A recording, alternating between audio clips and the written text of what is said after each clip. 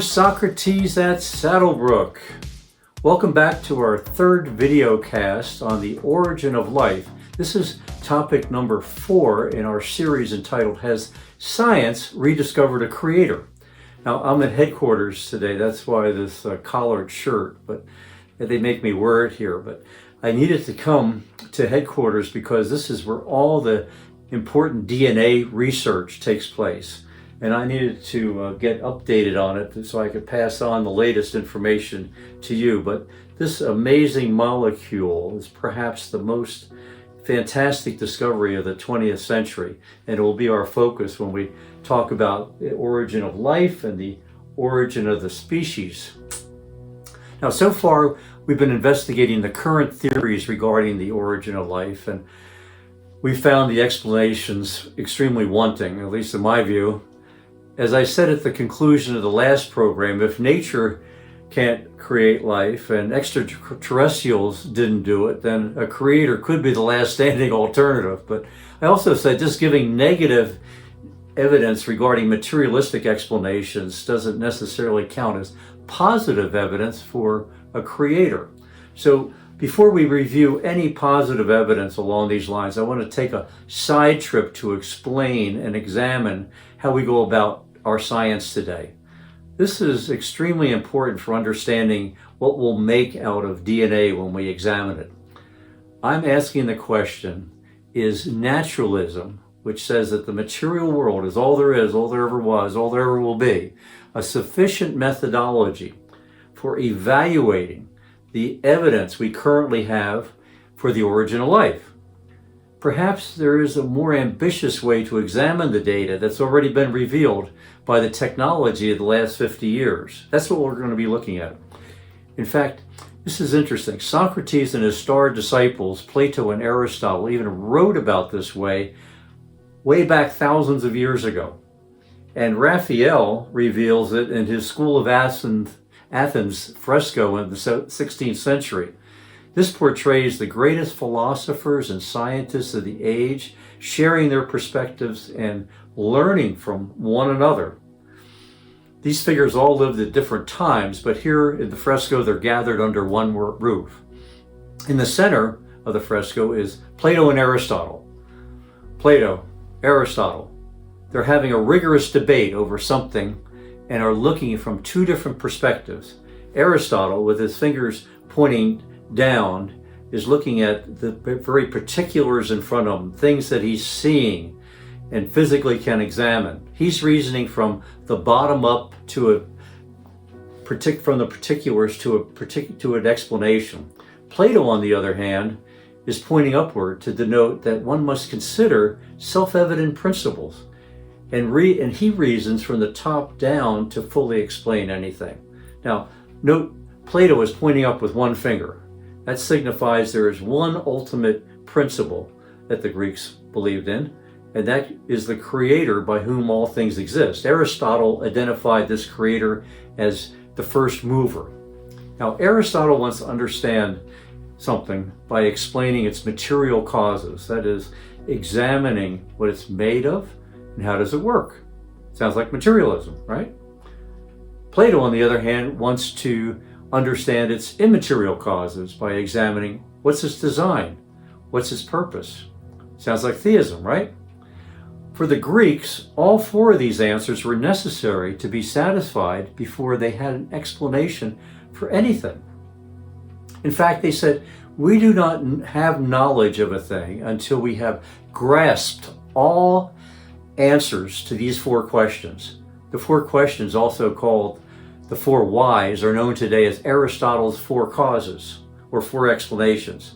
Now, if one didn't attempt to answer all 4, then it was thought that their understanding was incomplete, their conclusions could be misleading, or even just plain wrong. In the 16th and 17th century, the inventors of modern science, Copernicus, Galileo, Newton, Kepler, etc., adopted this methodology.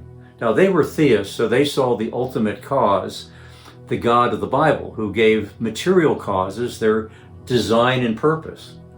At that time, most everyone believed in life that life was designed. They knew it intuitively. It was just obvious to them. And they understood that immaterial causes like design and purpose were the product of a mind and not just matter. What that ultimate mind was a matter of debate, certainly, but for the theists, it was the God of the Bible. This understanding was foundational to the invention of the scientific enterprise. We've discussed that several times in previous sessions. In the mid-19th century, however, Darwin proposed that life was not designed and that nature alone could do the job through biological evolution. That was a radical view, but it quickly became accepted in an increasingly secular culture. And by the latter part of the 19th century, the Academy adopted Darwinism and its materialistic ideology. Now, materialism arbitrarily rejects immaterial explanations such as design. Subsequently, materialism became an absolute methodology for ideological reasons. Materialism, as we said many times, is not a scientific conclusion, it's an ideology. But materialism without design only addresses two of Aristotle's four causes. Remember Aristotle's dictum: we do not have knowledge of a thing until we have grasped answers to all four of these causes. Many of us today think the Academy hampers the scientific enterprise with their assumption regarding the origin of life, as it only looks at biology and chemistry, what it's made of, how does it work. We say that's one of the reasons science is stymied for good answers about the origin of life. Now, how do you know the origin of life if you don't know what life is? Under materialism, the answers to what life is ends up being eating, reproducing, adapting, and hardly satisfying answers. By arbitrarily eliminating asking the deeper questions like, is it designed? Yes or no? Or does it have a purpose? Yes or no? They've eliminated a whole dimension of fruitful scientific investigation by fiat. Does that sound like something science should be doing? In part 3, we will examine this data for ourselves and ask, well, first, is the basic unit of life the cell designed? If we take yes as a working hypothesis, then we can examine it with new technologies such as systems engineering and operations research and see what those disciplines might have to say about the cell. We'll ask, can we come up with improved explanations that way? And secondly, we have found that the information in the cell is amazing. It's meaningful. It's a purposeful arrangement of symbols. Let's apply information theory to see what the symbols say. After all, we're now in the information age and not in the 19th century. What does information theory say the cell is telling us? In the Academy today, investigation of design and purpose is rejected out of hand. Remember Richard Lewontin's famous remark, it's not that the methods and institutions of science somehow compel us to accept a material explanation of the phenomenal world.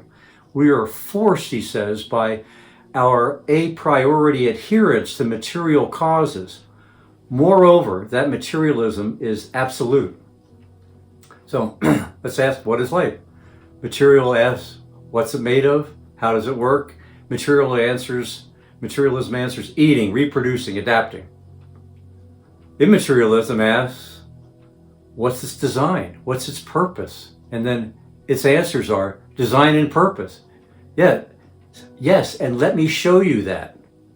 Now, after Darwin published his Origin of the Species in 1859, he proposed his theory of biological evolution to explain how nature alone could create new life forms without design and purpose. This explanation became accepted by the Academy and was expanded on over the next 100 years to include his theories of heredity and the theory of the origin of life.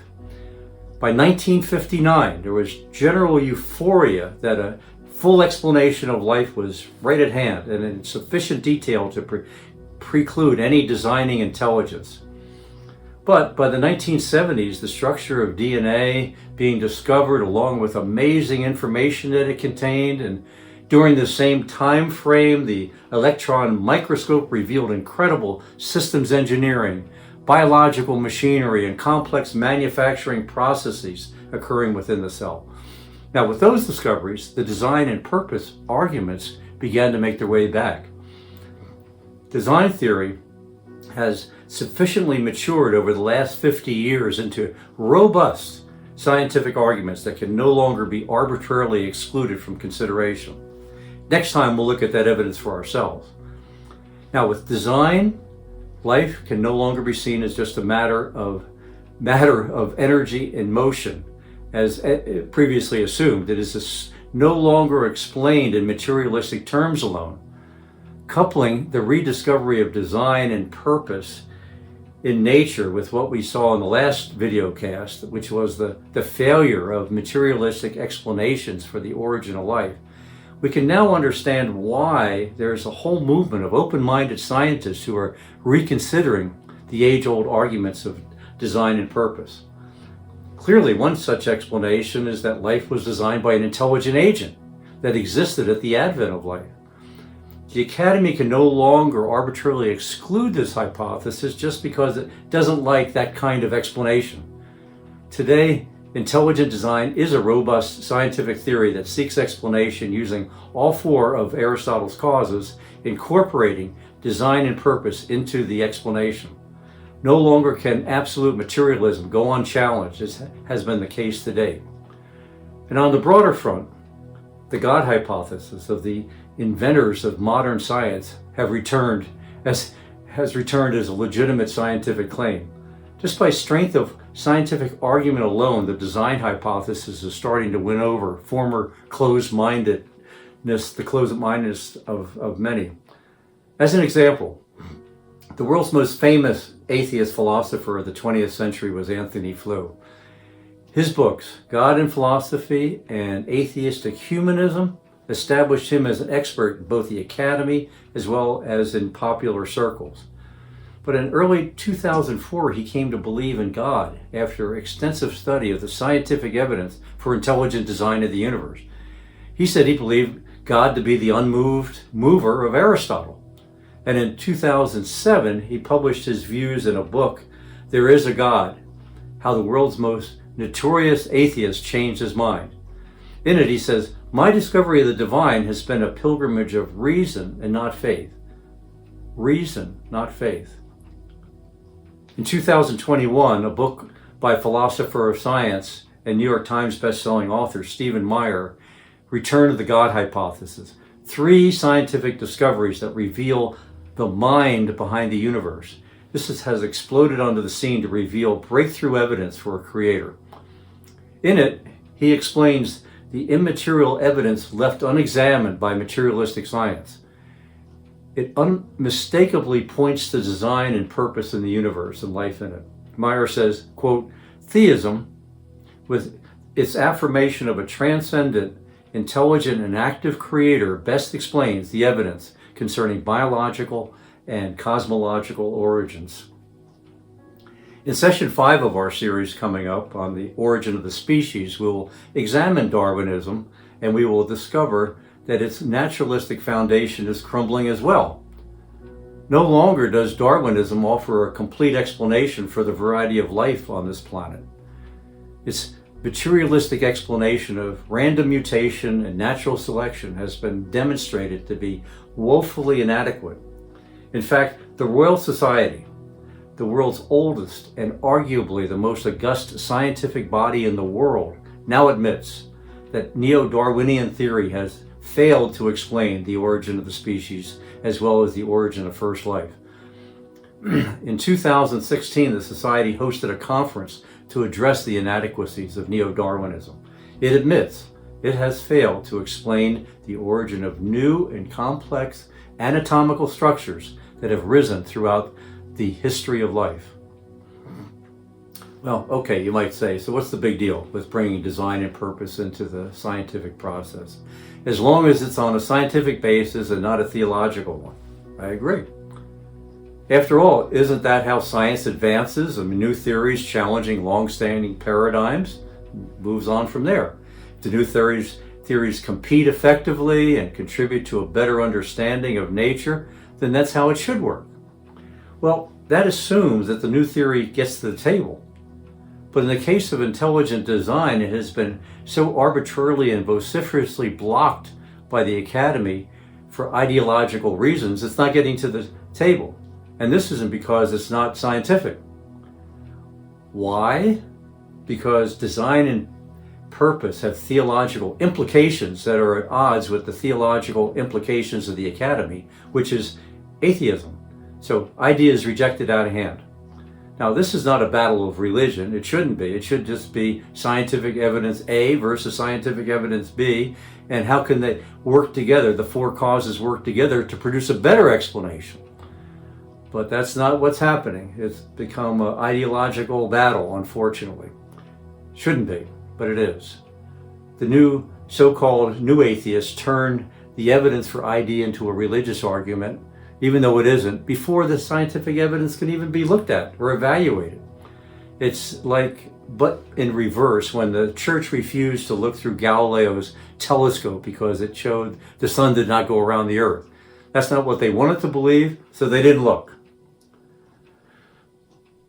Some of the chief spokesmen for the new atheists put it this way. Richard Dawkins, probably the leading spokesman, quote, "There is no evidence for actual design, only the illusion or appearance of design in life," which he admits it looks like it's design, but it's an illusion. Well, I will be asking in part 3, and when you look at it for yourself, is the evidence for design we see there real or an illusion? Lawrence Krauss, physics, quote, "Physics renders belief in God unnecessary." But we've been looking at data for ourselves in videocast sessions 1, 2, and 3. Do not agree with Professor Krauss. Many of us don't. Stephen Hawking. Many of us don't agree with Stephen either. Quote, "Because there is a law such as gravity, the universe will create itself from nothing," unquote. But isn't gravity something to begin with? Where did this something come from? Since atheism is at the ideological core of the Academy and it is in control, it can be relentless in its attack on ID proponents, even sometimes expelling them from the Academy, resorting to political, economic, and bullying tactics to keep the door shut on new ideas. Yet, the way science works, truth works. The weight of evidence for design is accumulating so rapidly that will eventually break down this door of resistance, perhaps even bring the whole house down. In part 3, we will peer into the cell and see that design and purpose in operation for ourselves. And in true Socrates fashion, we will ask all 4 of Aristotle's why questions, not just 2 of them. You will see what the evidence reveals and can evaluate then for yourself what it means. So, until then, I'm Stuart Orr, encouraging you to keep asking why from all 4 directions. Evaluate all the evidence, not just some of it. Which way does it point? Stop pursuing and stop funding dead ends. You'll never get there. Follow the evidential path, even if it's the road less traveled. And be courageous. Take a stand regardless of what the mainstream dictates you do. Be a good Socrates. See you next time.